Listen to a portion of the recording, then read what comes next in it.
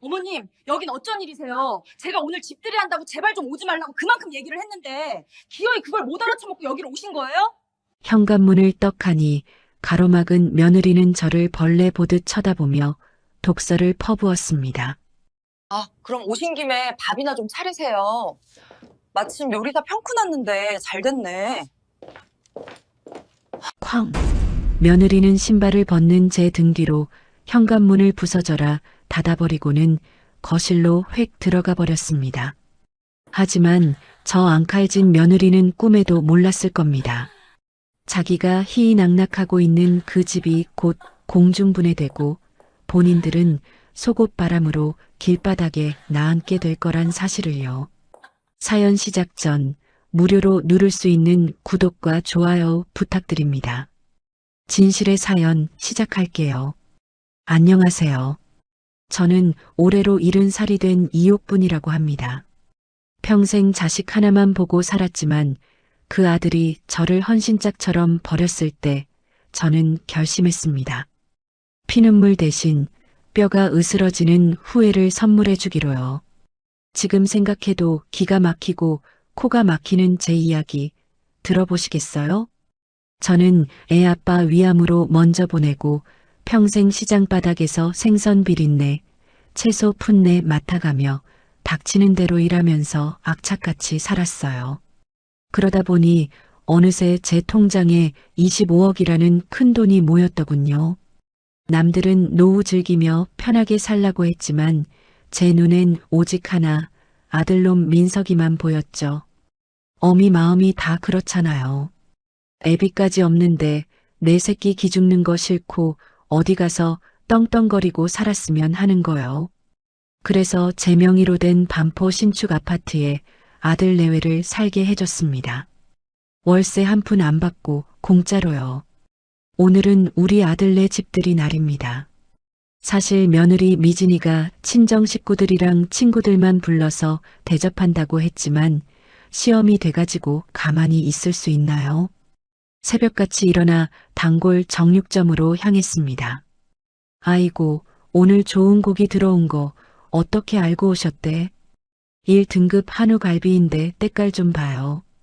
정육점 김씨가 붉은빛이 선명한 갈비짝을 들어 보이며 너스레를 떨었습니다.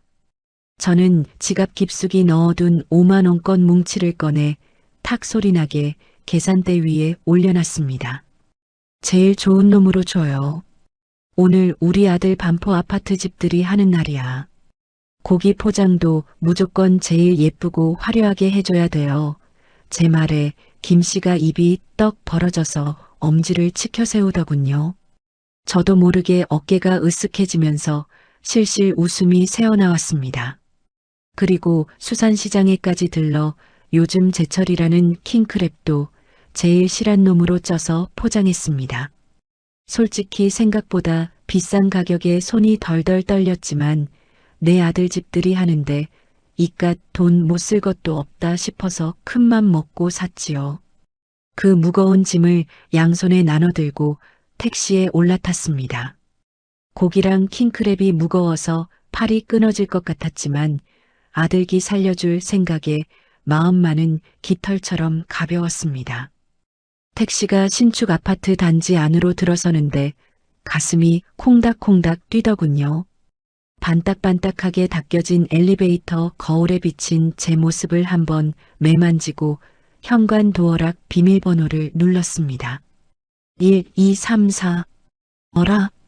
삐비빅하고 경고음이 울렸습니다. 다시 한번 꾹꾹 눌러봐도 문은 열리지 않았습니다. 아니 이게 왜 이러지?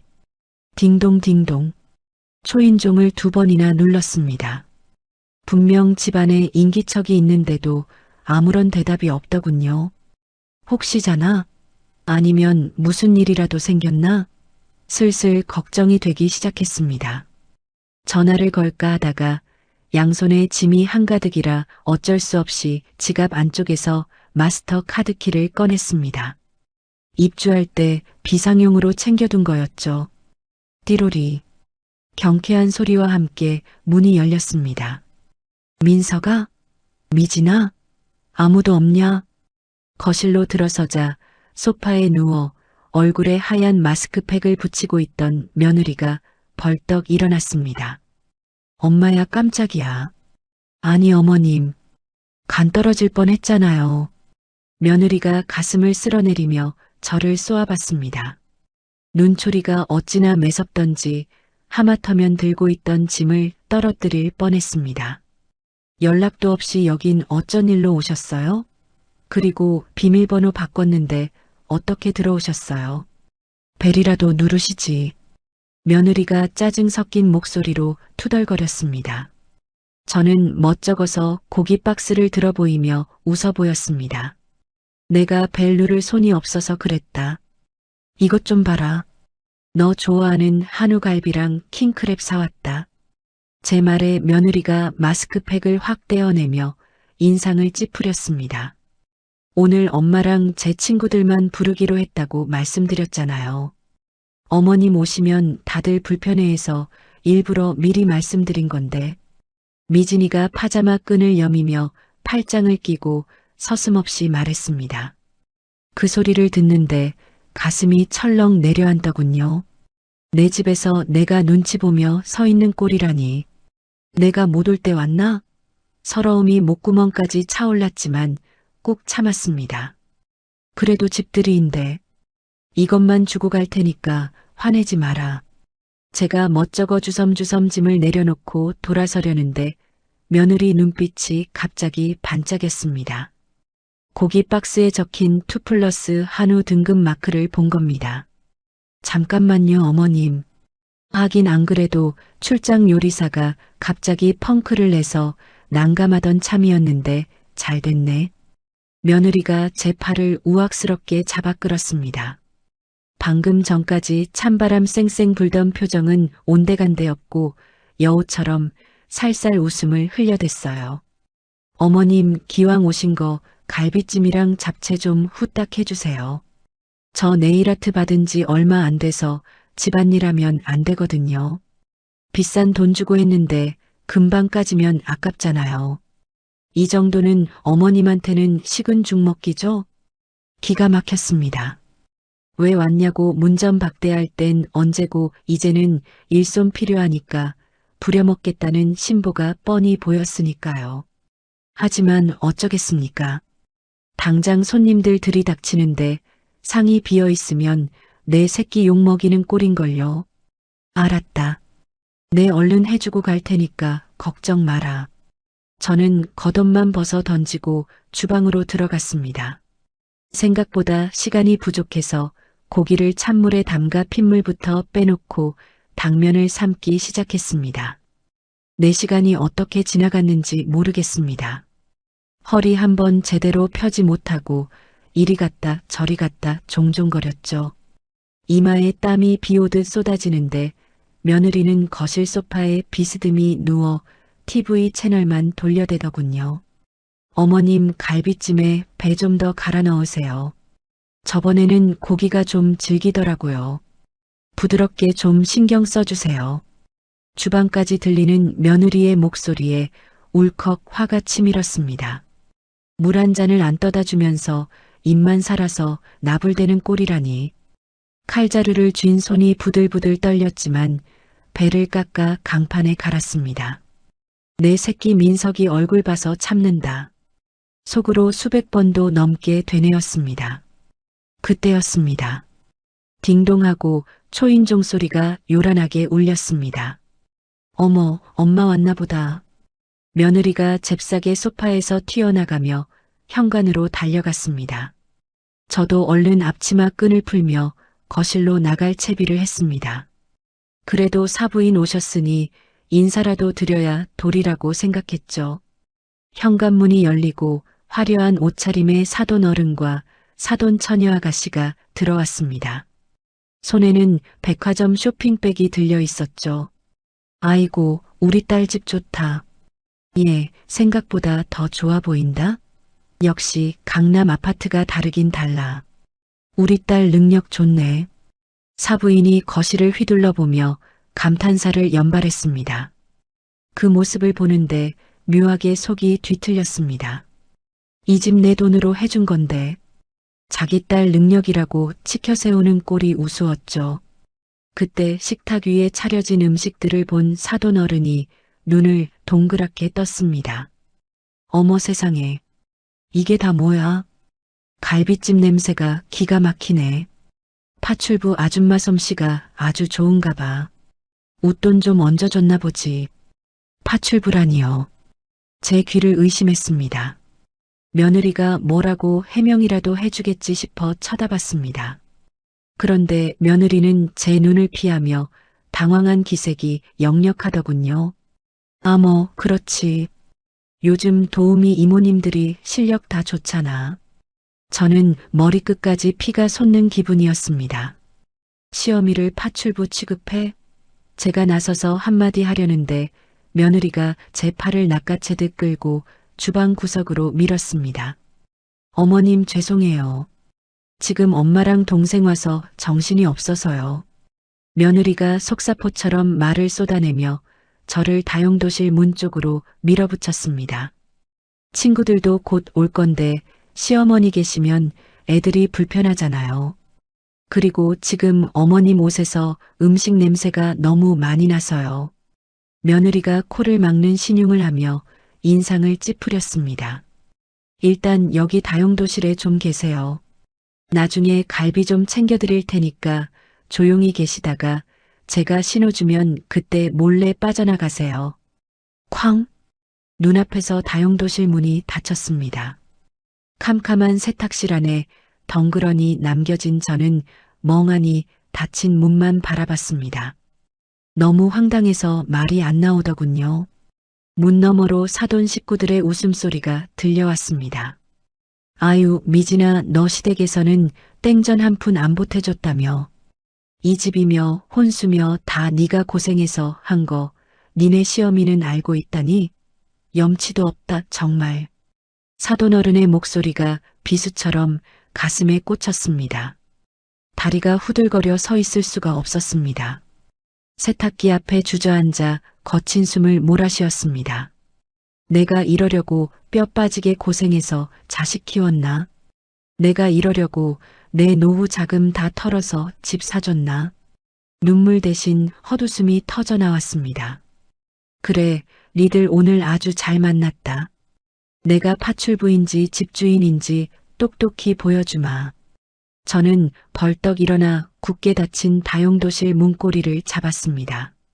손바닥에 땀이 차 미끄러웠지만 힘껏 돌렸습니다. 이제 더 이상 참지 않을 겁니다. 절대로요. 다용도실 문을 박차고 거실로 나갔습니다. 문고리를 잡은 손이 부들부들 떨렸지만 머리끝까지 열이 뻗치니까 눈앞에 뵈는 게 없어지더군요. 거실 소파에 앉아 낄낄거리던 사돈 식구들이 저를 보고 얼음장처럼 굳어버리더군요. 특히 며느리 미진이의 얼굴이 사색이 되어 입을 쩍 벌렸습니다. 아니, 어머님, 거기서 갑자기 나오시면 어떡해요. 미진이가 당황해서 자리에서 벌떡 일어났습니다. 사돈 어른은 쥐고 있던 포크를 떨어뜨리며 저를 위아래로 훑어보더군요. 마치 못 볼 꼴이라도 본 사람처럼요. 사돈, 시어머니가 염치가 없다고 했나요? 땡전 한 푼 안 보태줬다고? 제가 끓어오르는 화를 억누르며 낮게 으르렁거렸습니다. 사돈 어른의 얼굴이 홍당무처럼 붉어지더군요. 저는 대답도 듣지 않고 곧장 주방 가스레인지 앞으로 성큼성큼 걸어갔습니다. 가스불 위에서는 제가 4시간 동안 핏물 빼고 양념해서 안친 갈비찜이 보글보글 끓고 있었죠. 구수한 고기 냄새가 진동을 하는데 그게 꼭 제 속이 타들어가는 냄새 같았습니다. 이거 먹고 싶어서 나 붙잡은 거냐? 시애미 손이 파출부 손으로 보였어? 제가 뜨거운 냄비 손잡이를 맨손으로 덥석 잡았습니다. 손바닥이 찢어지는 듯 뜨거웠지만 마음이 더 뜨거워서 아픈 줄도 몰랐습니다. 어머님 왜 그러세요? 그거 내려놓으세요. 미진이가 기겁을 하며 달려왔습니다. 하지만 이미 늦었죠. 저는 있는 힘껏 냄비를 들어 싱크대 개수구에 사정없이 쏟아부었습니다. 촥!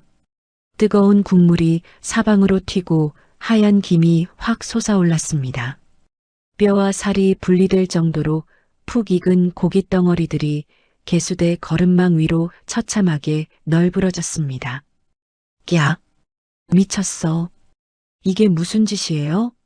미진이가 비명을 지르며 뒷걸음질 쳤습니다. 저는 멈추지 않았습니다. 식탁 위에 공들여 담아놓은 잡채 접시를 집어들고 바닥에 내동댕이 쳤습니다. 쨍그랑. 접시가 박살나면서 당면과 야채들이 거실 바닥으로 튀었습니다. 사돈 식구들이 옷에 튈까봐 기겁을 하며 소파 위로 올라가더군요. 그 꼴이 아주 가관이었습니다. 파출부는 퇴근한다. 니들끼리 바닥에 떨어진 거나 주워 먹어라. 저는 얼이 빠져 멍하니 서 있는 미진이의 어깨를 툭 치고 현관으로 걸어갔습니다. 그제서야 뒤에서 며느리가 발을 동동 구르며 악을 쓰더군요. 어머님, 지금 제정신이세요? 손님들 앞에서 이게 무슨 행패냐고요. 이 뒷감당은 누가 하라고요. 뒷감당 같은 소리 하네. 그래. 그 뒷감당이 얼마나 무서운지 똑똑히 보여주마. 저는 가방을 챙겨 들고 뒤도 돌아보지 않고 아파트를 빠져나왔습니다. 엘리베이터를 타고 내려오는데 거울에 비친 제 꼬라지가 한심해 죽겠더군요. 아파트 단지를 빠져나와 무작정 걷다가 다리가 너무 아파 눈에 보이는 아무 카페나 들어가 구석 자리에 앉았습니다. 쓴 아메리카노 한 잔을 시켜놓고 식어가는 찻잔만 멍하니 바라봤습니다. 주머니 속에서 휴대폰을 꺼내 만지작거렸습니다. 화면에 뜬 우리 아들 세 글자를 보는데 눈앞이 흐릿해지더군요. 지금이라도 민석이에게 전화를 걸어 다 일러 바칠까, 내 마누라가 나를 파출부 취급하더라 소리쳐볼까 수십 번도 더 고민했습니다. 하지만 끝내 통화 버튼을 누르지 못했습니다. 겁이 나더군요. 혹시나 아들 입에서 엄마 오늘 손님 많아서 예민해서 그래. 엄마가 좀 참지 그랬어. 이런 말이 나올까 봐요. 그 소리까지 듣게 되면 정말로 세상을 살 자신이 없을 것 같았습니다. 아니, 어쩌면 아들도 알고 있었을지 모른다는 생각이 드니 손발이 차갑게 식었습니다. 제 명의로 된 집에서 살면서 제 카드로 생활비를 쓰면서도 그 녀석은 단 한 번도 며느리의 태도를 지적한 적이 없었으니까요. 유리창 밖으로 행복해 보이는 가족들이 지나가더군요. 내 인생을 갈아 넣어 키운 자식인데 나는 왜 이 나이에 남의 집 쫓겨난 노인네처럼 처량하게 앉아있나 싶어 헛웃음이 났습니다. 커피가 다 식어 빠질 때까지 앉아있다 일어섰습니다. 더 이상 아들에게 기대도 미련도 갖지 말자 다짐하며 터덜터덜 제 집으로 돌아왔습니다. 집에 도착한 후 혼자 앉아 삭지 않는 화를 누르고 있는데 휴대폰이 징하고 짧게 울렸습니다.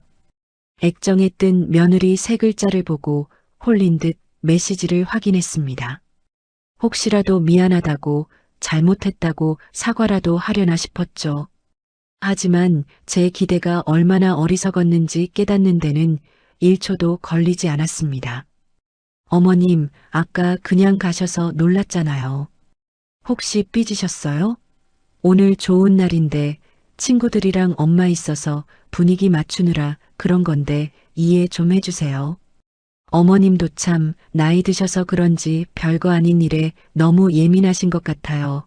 다음에 기분 풀고 웃으면서 봐요. 곧이어 아들 민석이한테서도 문자가 왔죠. 엄마 얘기 들었어. 그러게 왜 연락도 없이 와? 미진이가 다 알아서 할 텐데 뭐하러 와가지고. 그리고 이왕 요리한 거 좋은 마음으로 해주지. 엄마도 참. 암튼 엄마가 좀 이해해줘요. 머릿속에서 뭔가 뚝하고 끊어지는 소리가 들렸습니다. 예민해? 삐져? 사람을 거지 취급해놓고 하녀 부리듯 부려먹고 내쫓아놓고 고작 한다는 소리가 이거라니. 부들부들 떨리는 손으로 휴대폰을 꽉 쥐었습니다. 벽에 집어 던지고 싶었지만 꾹 참았습니다. 그래, 웃으면서 보자고. 네가 앞으로도 그렇게 웃을 수 있는지 한번 두고 보자. 그날 밤 저는 한숨도 자지 못했습니다. 억울해서가 아니었습니다. 앞으로 할 일이 명확해졌기 때문이죠. 다음 날 오전 9시 땡 치자마자 저는 아들 아파트 동네에서 제일 잘 나가는 부동산 사무실 문을 열고 들어갔습니다.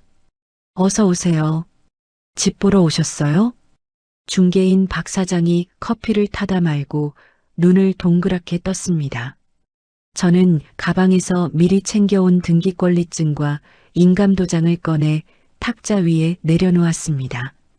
요 뒤에 반포 신축 아파트, 그거 오늘 당장 팔아줘요. 네, 오늘 당장이요? 박 사장이 눈이 휘둥그레져서 되물었습니다. 저는 뜨거운 커피를 꾸역꾸역 들이키고 또박또박 말했습니다. 시세 25억이죠?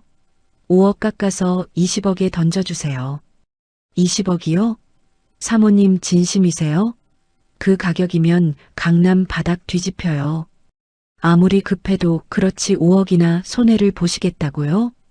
박 사장이 계산기를 두드리던 손을 멈추고 입을 다물지 못했습니다. 상관없어요. 대신 조건이 있어요. 첫째, 무조건 현금 일시불. 계약금 오늘 바로 쏘고 잔금은 일주일 뒤. 대출 끼고 뭐고 기다려줄 시간 없어요. 제가 단호하게 말하자 박 사장이 마른 침을 꿀꺽 삼켰습니다. 그리고 둘째, 이게 제일 중요해요. 지금 살고 있는 세입자 내보내는 건 매수인이 알아서 하는 조건이에요.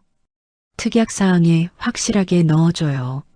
세입자가 있으면 명도 소송까지 갈 수도 있는데 매수인이 안 좋아할 텐데요.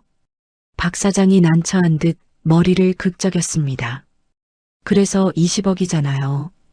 5억이나 싼데 그 정도 수고도 안 하려고? 싫으면 말고. 다른 부동산 가면 그만이니까. 제가 자리에서 일어나려 하자 박 사장이 다급하게 제 팔을 잡았습니다. 잠깐만요.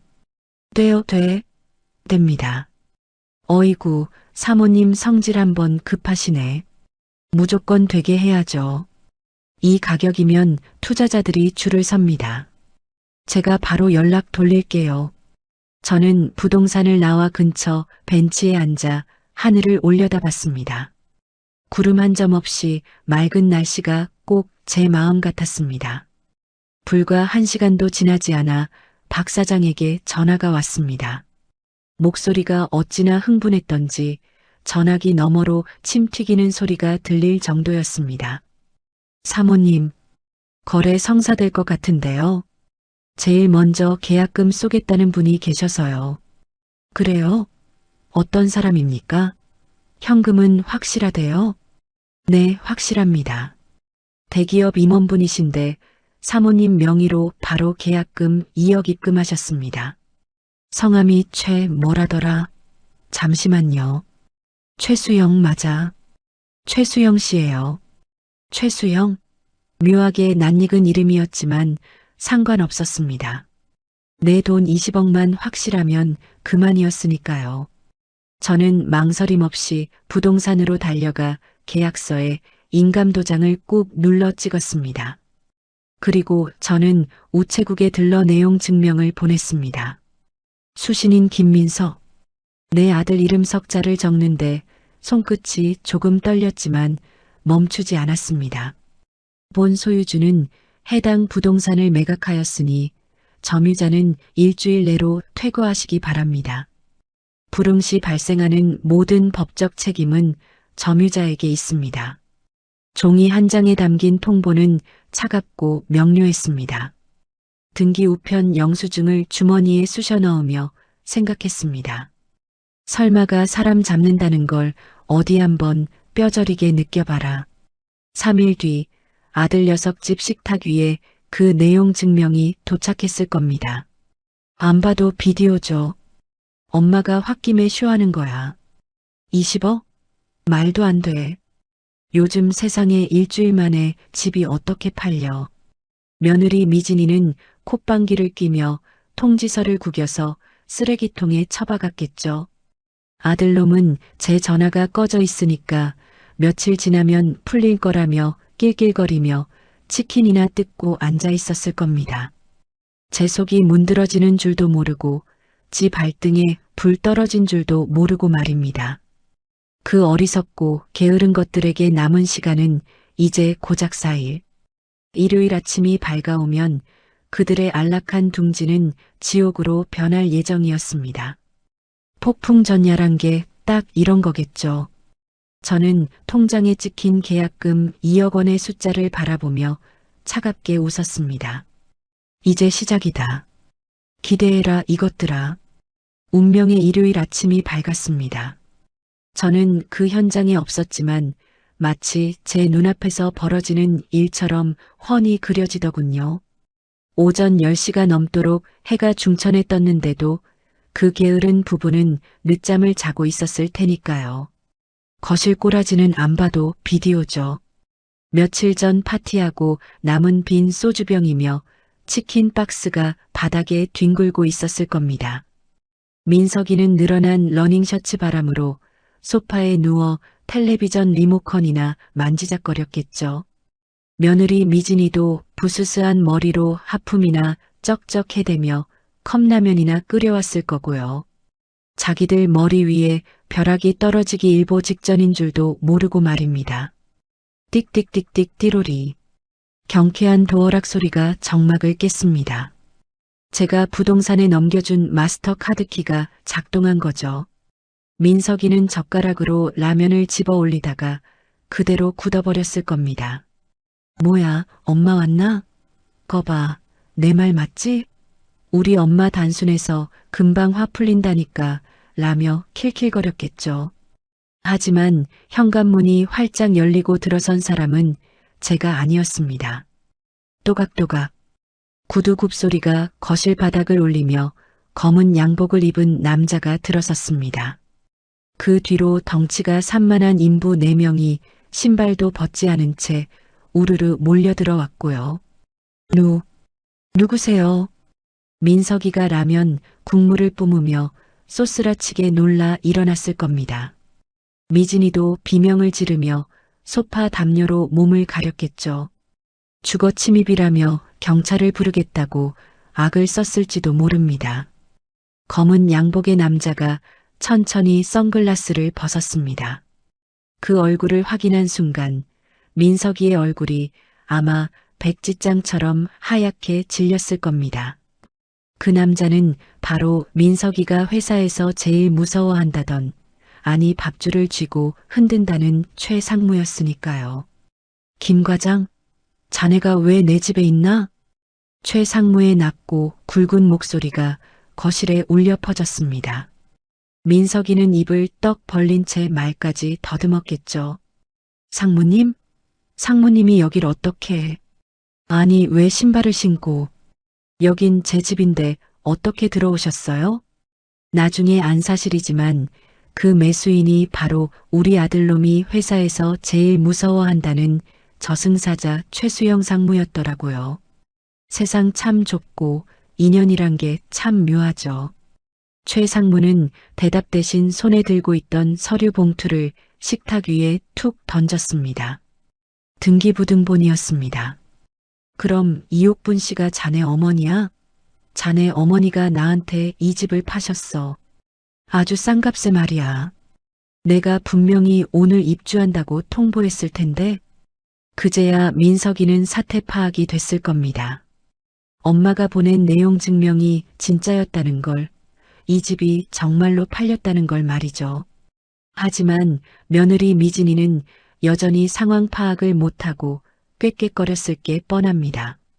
무슨 소리 하시는 거예요? 팔긴 누가 팔아요? 아니, 그리고 아무리 집이 팔렸어도 그렇지 사람이 살고 있는데 이렇게 무단으로 들어오시면 어떡해요? 최 상무가 픽 웃으며 집 안꼴을 둘러봤습니다. 쓰레기장 같은 거실을 보며 혀를 찼겠죠. 이봐 김 과장. 자네 전세 계약서 있어? 월세 낸 내역 있어? 민석이는 꿀먹은 벙어리가 됐을 겁니다. 애초에 제가 공짜로 살게 해줬으니 계약서 같은 게 있을 리가 없었으니까요. 없으면 그냥 불법 점유자야. 남의 집에 얹혀 살다가 집주인 바뀌면 나가는 게 당연한 거 아니야? 내가 지금 경찰 불러서 현행범으로 넘겨줘야 해? 아니면 조용히 나갈래? 최 상무의 서슬퍼런 협박에 민석이는 다리가 풀려 주저앉았을 겁니다. 회사에서도 잘릴까봐 벌벌 떠는 녀석이 상무님 앞에서 무슨 대꾸를 할 수 있었겠습니까? 아, 상무님. 뭔가 착오가 있는 거 아닐까요? 제발이요. 지금 당장 갈 데가 없어서 그래요. 며칠만이라도 여유를 주시면. 민석이가 런닝바람으로 손이 발이되도록 빌었겠지만 최 상무는 어림도 없다는 듯 손목시계를 봤습니다. 딱 1시간 준다. 그 안에 안 비우면 내일 회사 징계위원회에 회부할 거야. 품위 유지 위반으로 심할서 쓰고 싶지 않으면 당장 나가. 그 말이 떨어지기가 최 상무 뒤편에 서 있던 인부들이 일사불란하게 움직이기 시작했습니다. 작업 시작해. 폐기물 처리 확실하게 하고. 인부들이 거실에 널브러진 옷가지며 살림살이들을 대형 쓰레기 봉투에 쓸어 담기 시작했습니다. 미진이가 이건 내 거라고 울고불고 매달렸겠지만 인부들은 가차 없었겠죠. 아줌마, 이거 다 폐기 처분 요청받은 거예요. 꼬우면 집주인한테 따지쇼. 와장창 소리를 내며 그릇들이 봉투 속으로 들어갔습니다. 아들 부부가 아끼던 골프채도 며느리가 자랑하던 수입 그릇들도 전부 쓰레기 취급을 당하며 지식여졌습니다. 안 돼. 내 거야. 이거 나요. 미진이가 거실 바닥에 드러누워 미친 듯이 발악을 했지만 건장한 인부들에게 질질 끌려나갔습니다. 민석이는 속옷 차림에 겉옷 하나 겨우 걸친 채 라면 국물이 튄 얼굴로 멍하니 서 있었겠죠. 김 과장 뭐해? 정신 안 차려? 책상도 같이 빼고 싶어? 최 상무의 호통 한마디에 민석이는 정신이 번쩍 들었을 겁니다. 결국 두 사람은 짐을 쌀 시간조차 없이 쫓겨났습니다. 그들 손에 들린 건 작은 여행 가방 2개가 전부였습니다. 현관문이 쾅 닫히고 철컥 도어락 잠기는 소리가 복도에 울렸습니다. 민석이와 미진이는 맨발에 슬리퍼만 신은 채 복도에 덩그러니 남겨졌습니다. 일요일 아침이라 오가는 이웃 주민들이 꽤 많았을 텐데 말이죠. 어머, 저 집 2503호 부부 아니야? 왜 저러고 있어? 쫓겨났나? 주민들이 수군거리는 소리가 들렸습니다. 민석이는 쪽팔려서 고개를 있는 대로 푹 숙이며 비상구 계단으로 숨어들었죠.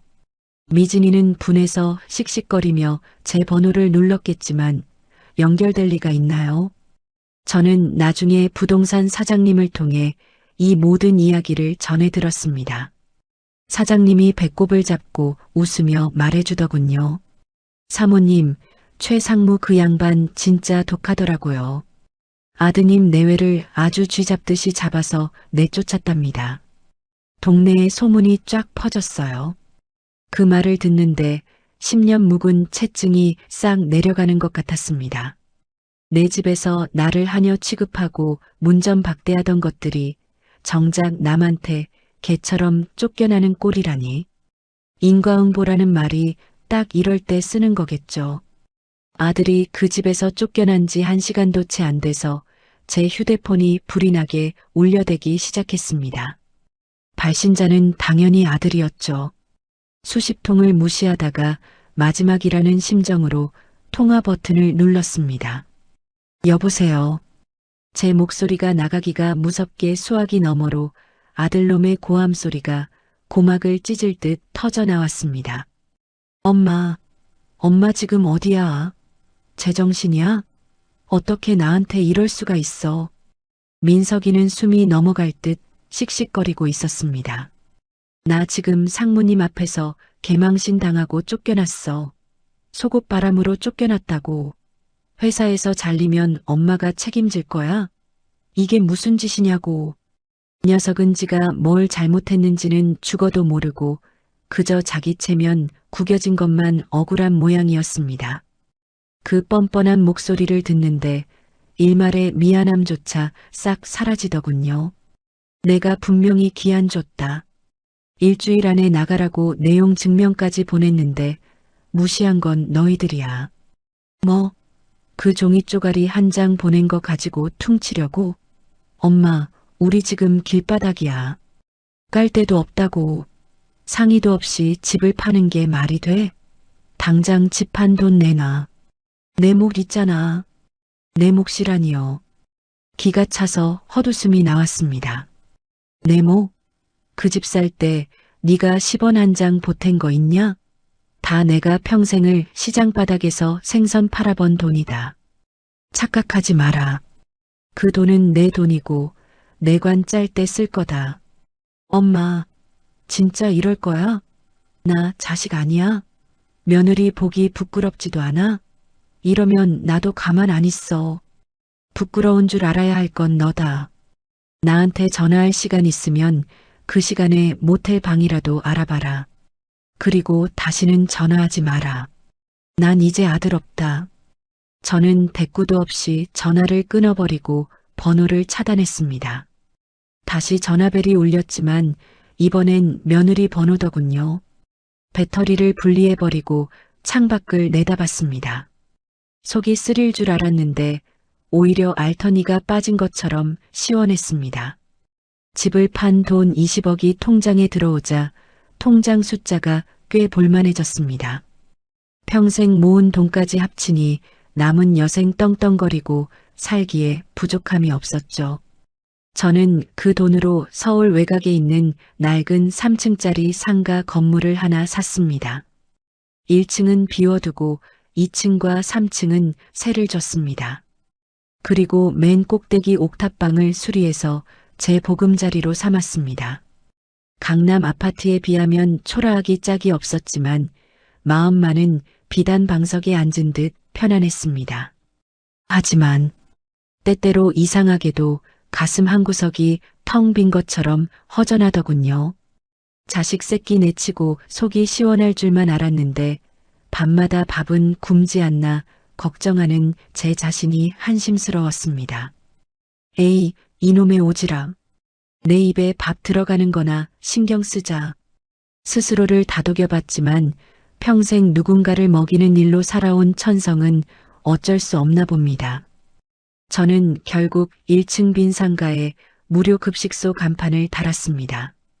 배은망덕한 자식 놈한테 진수성찬 차려주느니 차라리 배고픈 사람들 따뜻한 밥 한 끼 먹이는 게 낫겠다 싶었거든요.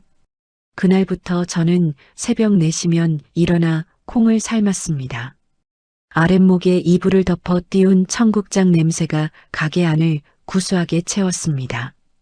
며느리가 냄새난다고 코를 막던 그 냄새였지만 제게는 사람 살리는 냄새였습니다. 메뉴랄 것도 없었습니다. 그저 제가 집에서 해먹던 투박한 반찬들이었죠.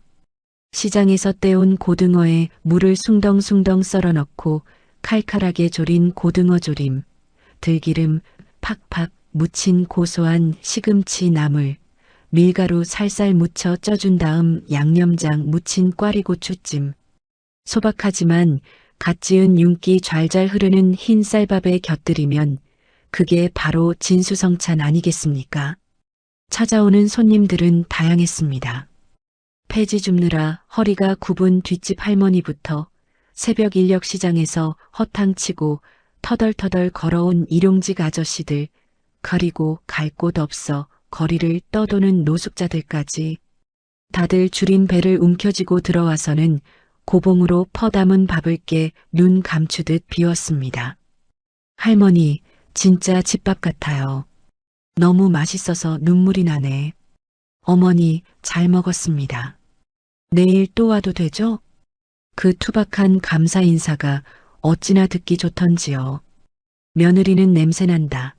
간이 짜다 타박만 했는데 이들은 반찬 국물 한 방울까지 싹싹 긁어먹고는 엄지손가락을 치켜 세워줬습니다.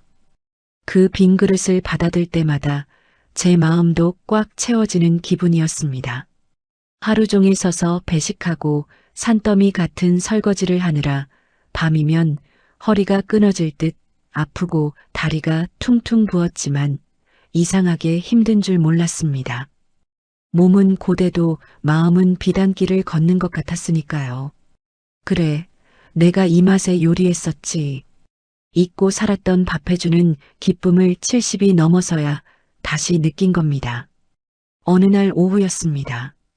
점심 배식을 끝내고 잠시 바람을 쐬러 근처 공원에 나갔습니다. 벤치 구석에 누더기를 걸친 노인 한 분이 쓰러질 듯 누워 있더군요. 뼈만 앙상하게 남은 얼굴에 핏기 하나 없는 게 꼭 송장 같았습니다. 아이고, 영감님. 여기서 이러고 있으면 입 돌아가요. 제가 노인의 팔을 잡고 흔들어 깨우자 노인이 힘겹게 눈을 떴습니다. 초점 없는 눈동자가 멍하니 저를 바라보더군요. 며칠을 굶었는지 말할 기운조차 없어 보였습니다. 사람 죽는 꼴은 못 보겠다 싶어 저는 가게로 달려가 쟁반을 챙겨왔습니다. 뚝배기에 펄펄 끓는 청국장을 가득 담고 고봉밥에 김치 몇 조각을 얹어서요. 이거라도 좀 드셔보세요. 식사는 하셨어요? 죽으란 법은 없으니까 힘을 내야지. 제가 쟁반을 벤치 위에 내려놓자 노인이 코를 킁킁거렸습니다. 보통 사람들은 청국장 냄새를 맡으면 코부터 막는데 이 노인은 달랐습니다. 마치 홀린 사람처럼 뚝배기에 코를 박고 깊게 숨을 들이마시더군요. 냄새가, 이 냄새는, 노인이 다 갈라진 목소리로 중얼거렸습니다. 그러더니 떨리는 손으로 숟가락을 들어 국물을 한 입 떠넣었습니다. 꿀꺽, 모글대가 움직이는 소리가 들리더군요. 그 순간 노인의 눈이 번쩍 뜨였습니다. 맛있다. 역하지가 않아. 우리 어머니 밥 냄새야. 노인이 허겁지겁 밥을 국에 말기 시작했습니다. 며칠 굶은 귀신이 붙은 것처럼 숟가락질을 멈추지 않았습니다. 입가에 국물을 질질 흘리면서도 씹지도 않고 넘기더군요. 그 모습을 보는데 콧날이 시큰했습니다.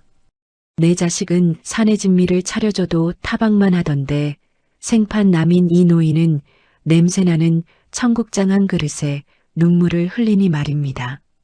어르신, 천천히 드세요. 체해요. 제가 등을 토닥여주자 노인이 뚝배기 바닥까지 싹싹 긁어먹고는 저를 올려다봤습니다. 움푹 파인 눈에 눈물이 그렁그렁했습니다. 고맙습니다. 정말 고맙습니다. 제가 살면서 먹은 밥 중에 제일 맛있었습니다. 그날 이후로 노인은 매일 점심때가 되면 급식소를 찾아왔습니다. 저는 그를 박씨 영감이라고 불렀습니다. 말수는 적었지만 밥 먹는 모습만 봐도 복스러웠죠. 저는 올 때마다 계란 후라이를 하나씩 더 얹어주며 챙겼습니다. 그렇게 한 달쯤 지났을까요? 여느 때처럼 점심 준비를 하고 있는데 가게 밖이 소란스러웠습니다. 웅성웅성 무슨 일인가 싶어 나가보니 입이 떡 벌어지더군요. 번쩍거리는 검은색 고급 세단 세 대가 제 낡은 가게 앞에 줄지어 서 있었습니다. 동네 사람들이 구경하느라 몰려들었죠. 그리고 가운데 차 뒷문이 열리며 누군가 내렸습니다. 깔끔한 맞춤 정장에 백구두를 신은 노신사였습니다. 어딘가 낯이 익다 싶었는데 그분이 저를 보며 환하게 웃더군요. 여사님, 그동안 잘 지내셨습니까? 세상에, 박씨 영감이었습니다. 누더기를 벗고 양복을 입으니 딴 사람 같았지만 그 선한 눈매는 그대로였죠. 뒤따라 내린 양복쟁이들이 박씨 영감 뒤에 도열하더니 90도로 허리를 숙였습니다. 제가 멍하니 서 있자 박씨 영감이 다가와 제 손을 덥석 잡았습니다. 놀라게 해서 미안합니다. 제 소개가 늦었네요. 저는 대한식품 명예회장 박영수라고 합니다. 대한식품이라면 마트만 가면 보이는 그 대기업 아닙니까? 저는 너무 놀라서 말이 안 나왔습니다. 제가 실은 심각한 거식증을 앓고 있었습니다. 우리 아내가 떠나고 우울증이 와서 세상 어떤 음식을 먹어도 비린내가 나서 토하기 일쑤였죠. 밥이 안 먹히더라고요. 굶어 죽으려고 집을 나와 떠돌다가 여사님을 만난 겁니다. 박 회장이 뚝배기 끓는 주방 쪽을 그윽하게 바라봤습니다. 그런데 여사님 청국장은 달랐습니다. 비린내가 아니라 구수한 콩 냄새, 어릴 적 어머니가 아랫목에 띄워주던 그 냄새였습니다. 그 밥 한 그릇이 저를 살렸습니다. 박 회장이 양복 안주머니에서 명함을 꺼내 제게 건넸습니다. 금박이 박힌 명함이 햇빛을 받아 번쩍거렸습니다. 여사님, 저랑 사업 한번 해보시지 않겠습니까? 이 청국장 마시면 대한민국, 아니 전 세계 사람들 입맛도 잡을 수 있습니다. 제가 장담합니다. 아이고, 사업이라니요. 저는 평생 시장에서 장사나 하던 늙은이인걸요. 손사래를 치며 고개를 저었습니다. 박 회장의 눈빛은 진지했습니다. 기술과 자본은 제가 되겠습니다. 여사님은 그 손맛만 빌려주시면 됩니다. 썩히기엔 너무 아까운 재능입니다. 우리 한번 세상을 뒤집어 봅시다. 그 제안이 제 인생 이막의 시작이었습니다. 망설일 이유가 없었죠. 자식한테 버림받고 쓸모없는 노인네 취급당하던 제게 대한민국 최고의 기업 회장이 손을 내밀었으니까요. 그날부터 일사천리로 일이 진행되었습니다. 대한식품의 최첨단 공장 라인 하나가 통째로 제 청국장을 위해 돌아가기 시작했습니다. 이름하여 할매 청국장. 제 얼굴을 캐리커처로 그려넣은 포장지가 공장 레일 위를 쉴 새 없이 지나갔습니다. 그리고 대망의 홈쇼핑 첫 방송 날이었습니다. 저는 떨리는 마음으로 스튜디오 카메라 앞에 섰습니다. 쇼호스트가 호들갑을 떨며 저를 소개했죠. 여러분, 죽어가던 회장님도 벌떡 일으켰다는 전설의 손맛. 이옥분 할머님의 진짜 청국장이 왔습니다. 방송이 시작되고 제가 뚝배기에 보글보글 끓는 청국장을 한 숟가락 뜨자마자 주문 콜수가 미친 듯이 올라갔습니다. 화면 하단에 있는 그래프가 천장을 뚫을 기세였죠. 매진, 전량 매진입니다. 방송 종료 10분을 남겨두고 완판이 됐습니다. 스태프들이 박수를 치고 박 회장이 달려와 저의 손을 꼭 잡았습니다. 해냈습니다, 여사님. 대박입니다. 이게 꿈이야, 생시야. 믿어지지가 않았습니다. 며느리한테 냄새난다고 구박받던 내 청국장이 다용도실에 숨겨져야 했던 내 손맛이 이제는 전 국민이 줄 서서 먹는 귀한 음식이 된 겁니다. 통장에는 0이 셀 수 없을 만큼 찍히기 시작했습니다. 뉴스에서는 저를 황혼 창업의 신화, 올해의 여성 CEO라고 치켜세웠습니다. 길거리를 지나가면 사람들이 저를 알아보고 사진을 찍자고 달려들었습니다. 그야말로 인생 역전이었습니다. 하지만 호사다마라고 했던가요? 좋은 일에는 마가 낀다는 옛말이 하나 틀린 게 없더군요. 제가 박 회장님과 함께 승승장구하며 뉴스에 나오고 돈방석에 앉게 되자 배가 아파서 견딜 수 없었던 사람들이 있었습니다. 바로 제 아들 민석이와 며느리 미진이었죠. 쫓겨난 뒤로 찜질방과 싸구려 모텔을 전전하던 그들에게 제 성공 소식은 천불이 나는 뉴스였을 겁니다. 나중에 들으니 그들은 쪽방에 쭈그리고 앉아 텔레비전에 나온 저를 보며 이를 갈았다고 하더군요. 저 레시피 내가 옛날에 알려준 거잖아. 어머님이 내 거 훔쳐가서 대박 난 거야. 며느리는 뻔뻔하게도 제 청국장 비법이 자기 것이라고 우겼답니다. 라면, 물 하나 제대로 못 맞추는 주제에 말이죠. 게다가 옆에 있는 박 회장님을 보고는 콧방귀를 뀌었대요. 저 노인네, 노숙자라고 하더만 양복 좀 입혀놨다고 회장 행세는. 분명히 노망난 어머님 꼬셔서 한몫 챙기려는 제비가 틀림없어. 돈에 눈이 먼 그들 눈에는 대한민국 굴지의 기업 회장님도 그저 늙은 사기꾼으로밖에 안 보였나 봅니다.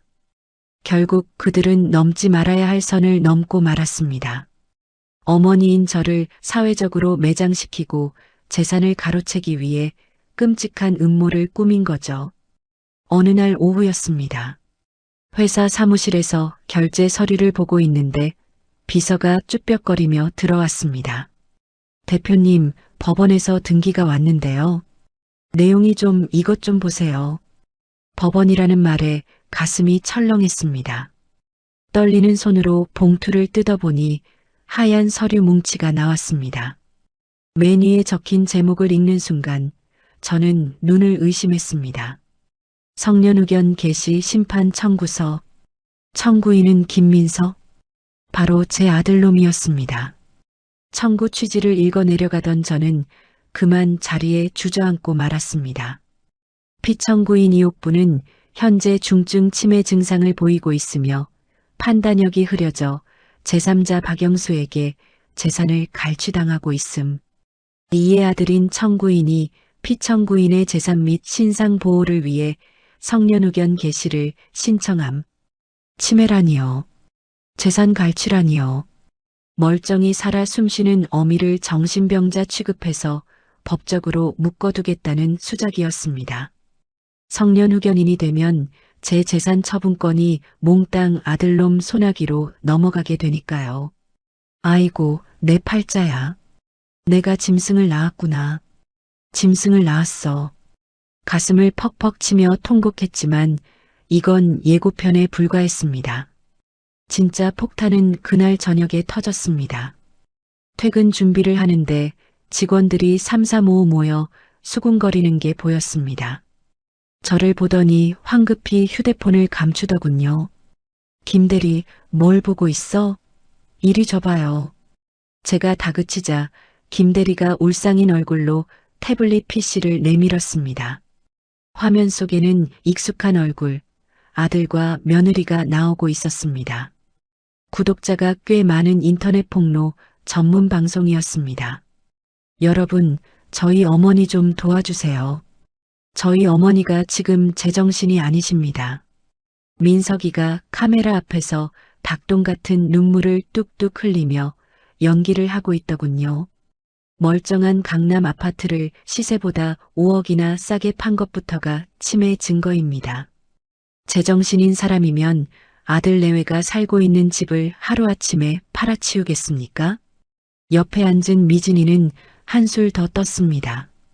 손수건으로 눈가를 톡톡 훔치며 가증스러운 목소리로 말했습니다. 어머님 옆에 붙어있는 그 노인, 사실 공원에서 노숙하던 사람이에요. 판단력 흐려진 어머님 꼬셔서 회장 행세하며 회사 가로채려는 전문 사기꾼입니다. 꽃뱀이라고요. 기가 막혀서 말이 안 나왔습니다. 박 회장님을 꽃뱀으로 몰다니요. 그런데 더 기가 막힌 건 댓글 반응이었습니다. 사람들은 자극적인 거짓말에 열광하더군요. 헐, 역시 관상은 못 속여. 좀 쎄하게 생겼더라니. 노숙자랑 놀아나는 거였네. 할머니 실망이다. 저런 사람이 만든 청국장을 어떻게 먹냐. 더러워서 안 먹는다. 불매 운동합시다. 할머니 정신병원 보내드려야겠네. 순식간에 저는 치매 노인의 불륜녀가 되었고 박 회장님은 파렴치한 사기꾼이 되어 있었습니다. 회사 게시판은 욕설로 도배가 됐고 환불 요청 전화가 빗발치기 시작했습니다. 사무실 전화벨이 쉴 새 없이 울려대는데 그 소리가 꼭 제 목을 조르는 비명소리 같았습니다. 대표님, 식자재마트 측에서 제품 철수하겠다고 연락 왔습니다. 홈쇼핑 방송도 보류하자는데요. 직원의 다급한 보고가 귓가에서 윙윙거렸습니다. 눈앞이 핑 돌고 천장이 빙글빙글 돌더군요. 숨을 쉴 수가 없었습니다.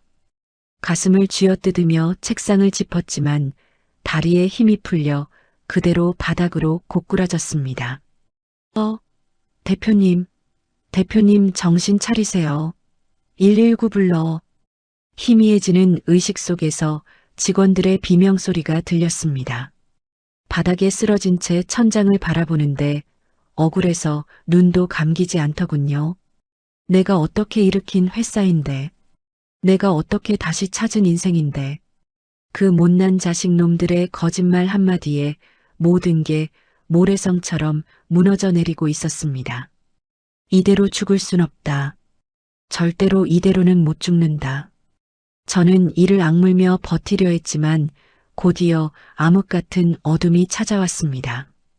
병원 응급실로 실려가면서도 저는 주먹을 꽉 쥐고 놓지 않았습니다. 내 눈에 피눈물 나게 한 데가 니들 눈에서는 피고름이 나오게 갚아주마. 다짐하고 또 다짐했습니다.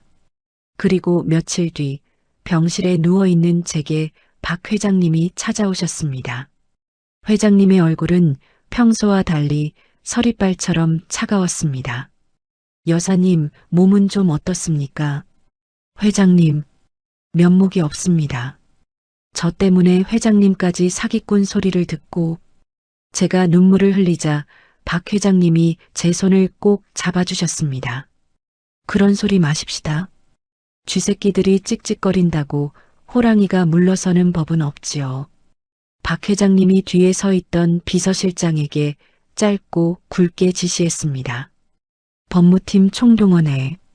대한민국에서 제일 비싼 변호사들로 싹 다 꾸려. 아베, 선처? 그딴 거 없다. 무조건 구속수사로 가게 만들어. 그리고 박 회장님의 눈빛이 번뜩였습니다. 그 영상 준비됐지? 재판장에서 싹 다 까발려. 회장님의 지시에 저는 직감했습니다. 이제 진짜 반격이 시작된다는 것을요. 아들놈이 제 목을 조르려고 던진 밧줄이 오히려 자신의 목을 매달 교수대가 될 줄은 꿈에도 몰랐을 겁니다. 법정에서 보자 이 짐승만도 못한 것들아. 드디어 결전의 날이 밝았습니다. 성년의견 개시 심판일. 법원 앞은 아들놈이 불러 모은 기자들로 북새통을 이루고 있었습니다.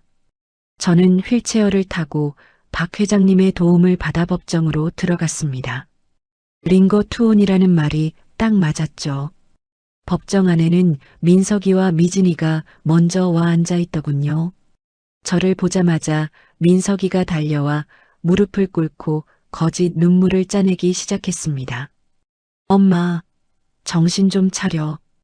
이제 내가 엄마 지켜드릴게. 저 사기꾼한테서 벗어나야 돼. 카메라 플래시가 번쩍번쩍하게 터지자 민석이는 더 서럽게 우는 척을 했습니다. 그 가증스러운 연기에 속이 메스꺼워 구역질이 나올 뻔했습니다.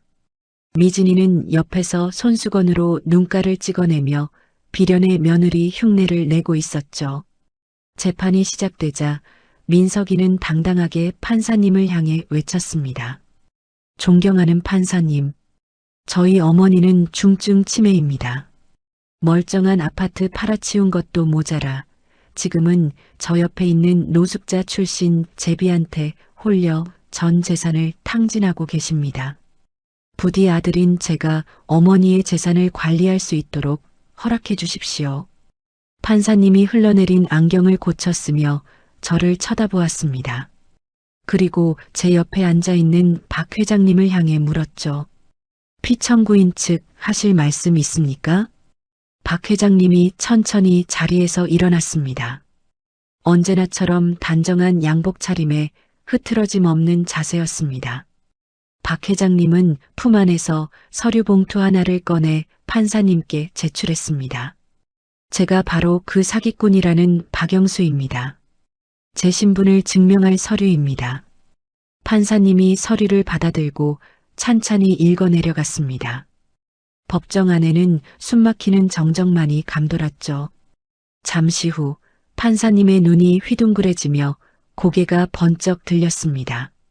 판사님의 입에서 나온 대한식품 명예회장이라는 단어에 법정안이 술렁거리기 시작했습니다.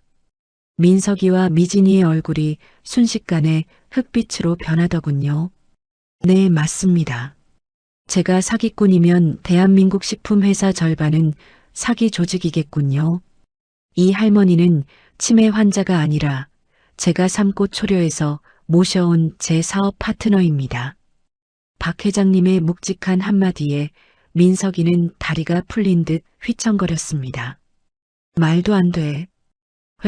회장님이라니 그게 진짜였어? 민석이가 덜덜 떨며 뒤로 물러섰습니다. 미진이는 입을 틀어막고 비명조차 지르지 못하더군요. 꽃뱀이라고 노숙자라고 손가락질하던 사람이 대한민국 재계 거물이라니. 그들의 얄팍한 머리로는 상상조차 못했을 반전이었을 겁니다. 하지만 그게 끝이 아니었습니다. 박 회장님의 변호인단이 대형 스크린을 가리키며 말했습니다. 다음은 원고 측의 주장이 명백한 허위임을 입증할 증거 영상입니다. 스크린에 불이 들어오고 익숙한 거실 풍경이 나타났습니다.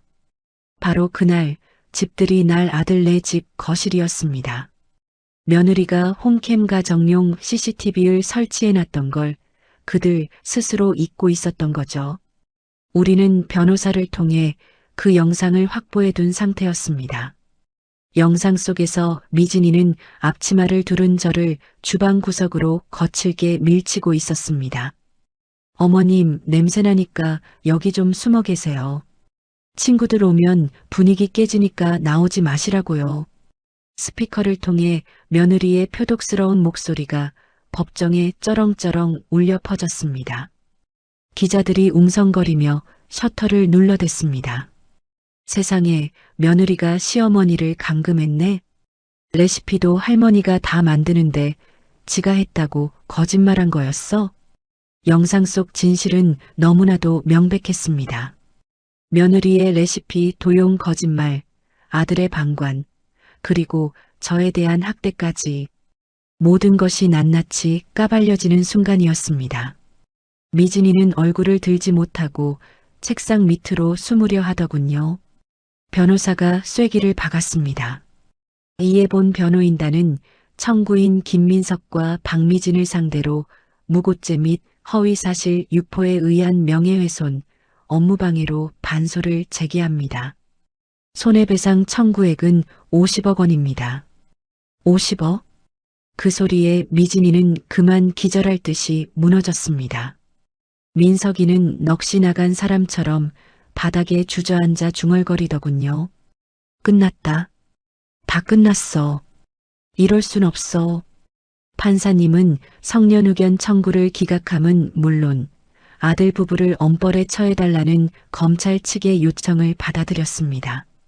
재판이 끝나고 법정을 나서는데 수갑을 찬 민석이가 제 바짓가랑이를 붙잡고 늘어졌습니다. 엄마, 내가 잘못했어. 엄마 나 감옥 가기 싫어. 한 번만 살려줘. 엄마 제발. 제 다리에 매달려 어린애처럼 콧물 눈물을 쏟는 아들을 내려다봤습니다. 예전 같으면 마음이 약해져서 안아줬을지도 모릅니다. 하지만 지금은 아니었습니다. 저는 차갑게 아들의 손을 뿌리쳤습니다. 죄지었으면 벌 받아야지. 그게 사람 사는 이치다. 가서 콩밥 먹으면서 정신 좀 차려라. 저는 휠체어를 돌려 뒤도 돌아보지 않고 법정을 빠져나왔습니다. 등 뒤에서 엄마를 부르며 절규하는 아들의 목소리가 들렸지만 제 마음은 호수처럼 고요했습니다. 그로부터 1년이 지났습니다. 그 사이 많은 일이 있었죠. 민석이는 징역형을 살고 나왔고 다니던 회사는 당연히 잘렸습니다. 최 상무가 회사 망신 다 시켰다며 가차없이 내쫓았다고 하더군요. 며느리 미진이는 위자료 챙길 것도 없이 민석이를 버리고 도망쳤다고 합니다. 어느 화창한 봄날이었습니다. 공장 물류 창고를 둘러보고 있는데 입구에서 누군가 쭈뼛거리고 있더군요. 덥수룩한 수염에 꼬질꼬질한 점퍼를 입은 남자. 바로 민석이었습니다. 엄마. 1년 만에 보는 아들 녀석은 폭삭 늙어 있었습니다. 노숙자 꼴이나 다름없었죠. 여긴 웬일이냐? 밥이라도 얻어먹으러 왔어? 민석이가 힘없이 고개를 끄덕이며 무릎을 꿇었습니다. 엄마, 잘못했어. 내가 죽을 죄를 지었어. 당장 받아달라는 거 아니야. 그냥 밥 한 끼만. 아니, 일자리라도 주면 안 될까? 나 진짜 죽을 것 같아서 그래. 바닥을 기며 손바닥이 발이 되도록 비는 아들을 보는데 가슴 한구석이 찌릿했습니다. 그래도 내 배 아파 낳은 자식인데 저 꼴을 보니 망감이 교차하더군요. 하지만 그냥 돈을 쥐어주면 이 녀석은 평생 기생충처럼 살 겁니다. 약해지려는 마음을 꼭 붙들고 저는 품 안에서 미리 준비해둔 서류 봉투 하나를 꺼내 던졌습니다. 옛다, 공짜로는 밥 안 준다. 민석이가 떨리는 손으로 봉투를 열었습니다. 돈이 들어있을 거라 기대했겠죠. 하지만 그 안에 든 건 일용직 근로계약서 한 장이었습니다. 배추 상하차 업무다. 새벽 4시 출근, 하루 12시간 근무. 시급은 최저 시급이다. 할 거냐? 민석이가 멍하니 저를 쳐다봤습니다. 싫으면 관둬. 내 회사에 낙하산은 없다. 내 처자식 도망가고 혼자 남았으면 입에 풀칠이라도 하려면 내 땀으로 벌어먹어. 그게 내가 주는 마지막 기회다. 밑바닥부터 다시 시작해. 제 서리빨 같은 호통에 민석이가 눈물을 뚝뚝 흘리며 계약서에 지장을 찍었습니다. 할게 엄마. 감사합니다. 나 열심히 할게. 다음 날부터 민석이는 작업 조끼를 입고 배추 박스를 나르기 시작했습니다. 땀을 뻘뻘 흘리며 끙끙대는 꼴이 안쓰럽기도 했지만 저는 모른 척했습니다. 저 땀방울이 녀석을 진짜 사람으로 만들어줄 거라 믿으니까요. 처음에는 가관도 아니었습니다. 사무실 펜대만 굴리던 놈이라 절인 배추 박스 하나 드는데도 다리가 후들거려 갓 태어난 송아지 꼴이더군요. 어이 김씨, 똑바로 안 들어? 반장님의 불호령이 떨어질 때마다 죄송합니다. 죄송합니다. 허리를 굽신거리는데 예전에 그 뻣뻣하던 김 과장은 온데간데 없었습니다. 점심시간 식당 구석에서 밥 먹는 모습을 몰래 지켜봤습니다. 작업 조끼 등판에는 하얗게 소금꽃이 피었더군요. 며느리가 냄새난다고 질색하던 그 청국장에 밥을 말아 허겁지겁 퍼먹는데 볼이 미어 터져라 씹는 녀석의 눈가가 벌겋게 달아올라 있었습니다. 김씨 많이 먹어도 오후에 물량 터지니까. 네, 반장님. 잘 먹겠습니다. 동료가 건네는 물 한 잔을 두 손으로 공손히 받아 마시는 모습. 그제야 저는 안도의 한숨을 내쉬었습니다. 돈 귀한 줄 모르고 사람 귀한 줄 모르던 녀석이 이제야 진짜 땀 흘려본 밥맛을 알아가는구나 싶어서요. 모든 게 제자리를 찾았습니다. 저는 이제 일선에서 한 발 물러나 박 회장님과 함께 남은 인생을 즐기기로 했습니다. 드넓은 바다가 펼쳐진 크루즈 선상. 따뜻한 햇살이 내리쬐는 선베드에 누워 칵테일 한 잔을 들었습니다. 옆에는 박 회장님이 선글라스를 끼고 웃고 계시네요. 여사님 어떻습니까? 인생 참 재밌지 않습니까? 그러게 말이에요. 70평생 고생만 하다가 끝날 줄 알았는데 말년에 이런 복이 터질 줄 누가 알았겠어요. 갈매기 소리를 들으며 저는 활짝 웃었습니다. 70. 남들은 인생 정리할 나이라지만 저에게는 가장 화려한 봄날의 시작이었습니다. 여러분, 이제 남은 인생은 오직 나를 위해 사셨으면 좋겠습니다. 자식한테 다 퍼주지 마시고 맛있는 거 있으면 내 입에 먼저 넣으세요. 내가 행복해야 세상도 아름답게 보이는 법이니까요. 늦었다고 생각할 때가 진짜 시작입니다. 늦바람이 무섭다고 하죠? 70에 부는 바람은 태풍도 만듭니다. 제 인생이 그걸 증명하잖아요. 이야기를 끝까지 들어주신 분이 계시다면 잘 들었다고 댓글 하나만 남겨주세요. 감사합니다.